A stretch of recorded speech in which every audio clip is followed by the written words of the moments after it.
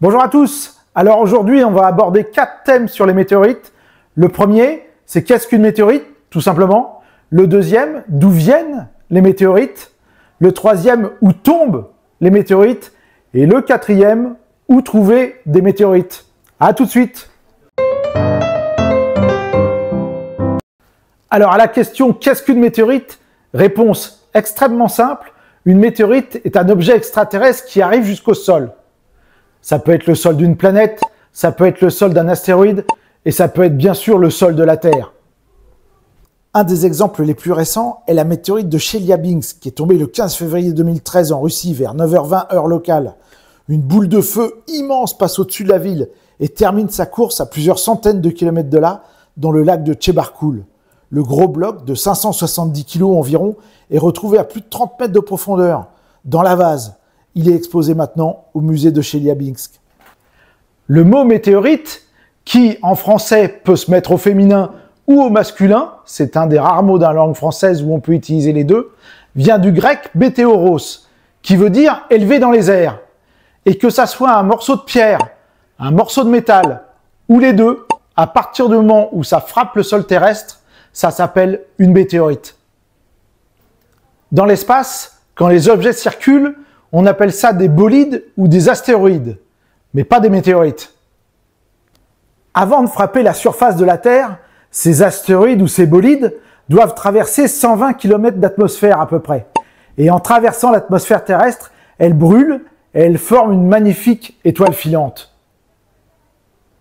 Et en fait, la plupart des étoiles filantes que nous voyons, souvent les soirs d'été, sont des petits objets d'1 ou 2 cm de diamètre, qui se consument complètement en traversant les hautes couches de l'atmosphère. Très peu atteignent le sol terrestre, et très peu font des météorites. Mais alors, si on admet que l'objet est très volumineux et qu'il arrive sur Terre, on va distinguer 3 choses. La première, si on voit le phénomène lumineux, mais que l'objet tombe dans une région très difficile d'accès, comme la mer, sur une montagne, dans des forêts extrêmement denses, ou dans un désert très isolé, ça va être très difficile de retrouver l'objet. La deuxième, on voit aussi le phénomène lumineux et on voit l'objet tomber, parfois très proche. On a même souvent une date, une heure très précise, et on parle là de chute au sens strict. Et la troisième, c'est quand on se promène et qu'on trouve une météorite fortuitement. On va ainsi appeler celle-ci une trouvaille. Alors, à la question d'où viennent les météorites, on peut répondre très facilement maintenant qu'elles viennent toutes de la ceinture des astéroïdes entre Mars et Jupiter, sauf les météorites lunaires et martiennes, mais on verra ça dans un autre épisode. À l'époque, le récit de rares témoins qui avaient vu tomber des météorites avait permis à quelques scientifiques d'essayer de comprendre d'où venaient les météorites, mais ça restait encore extrêmement flou. Et malheureusement, l'imprécision de ces témoignages était telle que les scientifiques n'arrivaient pas à trancher, à savoir si les météorites venaient de l'extérieur du système solaire ou de l'intérieur du système solaire. Et la question fut tranchée, un peu par hasard, en 1959. Cette année-là, des scientifiques tchèques avaient disposé de façon circulaire des caméras pour observer des satellites artificiels et calculer leur trajectoire.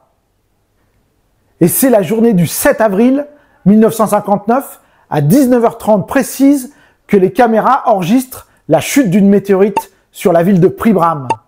Cette météorite, qui tombe sur la ville de Příbram et qui est prise dans le faisceau de plusieurs caméras, va permettre aux scientifiques de comprendre que la trajectoire n'est pas hyperbolique, mais elliptique.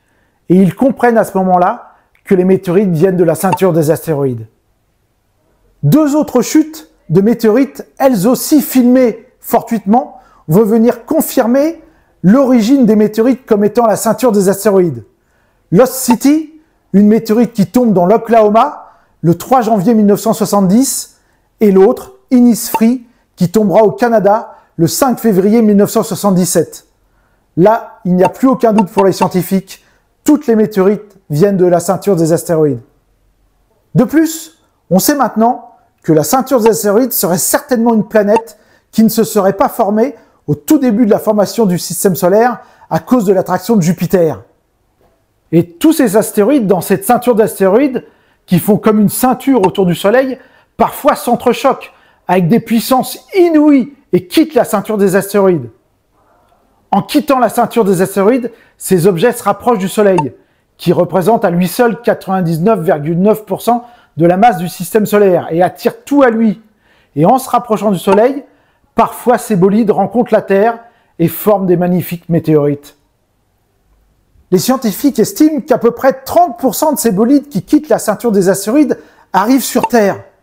Les 70% restants tombent sur Mercure, sur Vénus, sur Mars, sur notre satellite, la Lune, parfois rencontrent un astéroïde, et même parfois, après avoir fait plusieurs milliers, voire milliards de kilomètres, finissent leur trajet dans notre Soleil.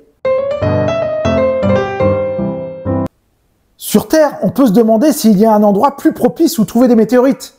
Les pôles? L'équateur? Eh bien non. La probabilité est la même pour tous les points du globe.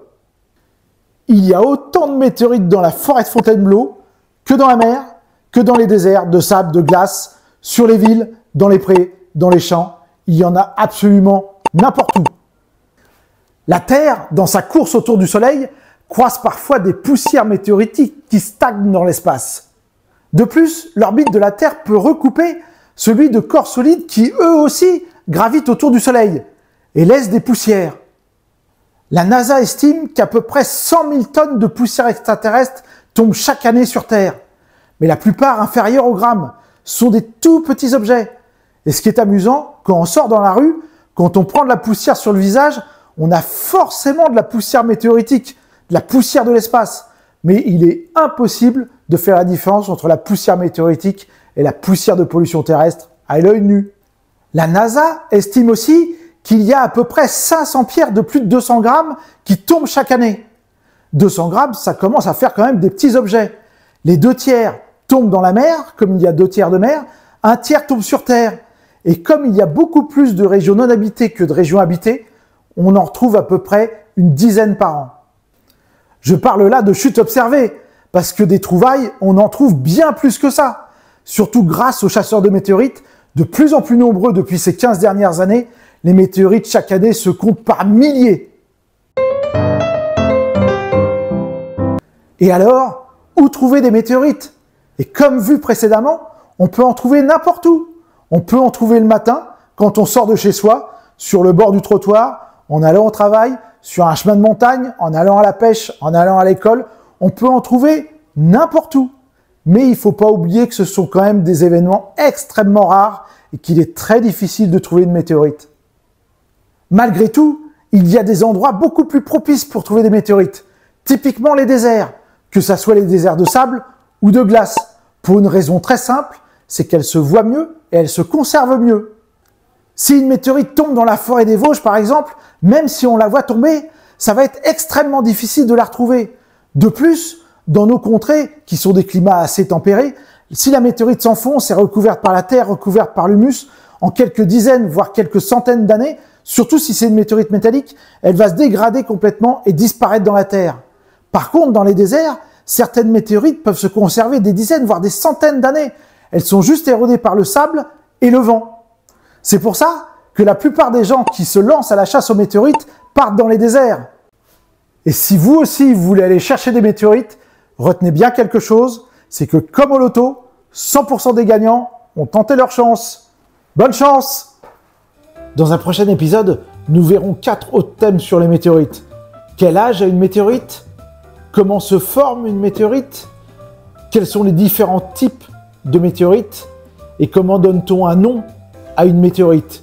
Et si vous avez des questions, n'hésitez pas à les poster dans les commentaires. J'essaierai le plus possible d'y répondre. À bientôt!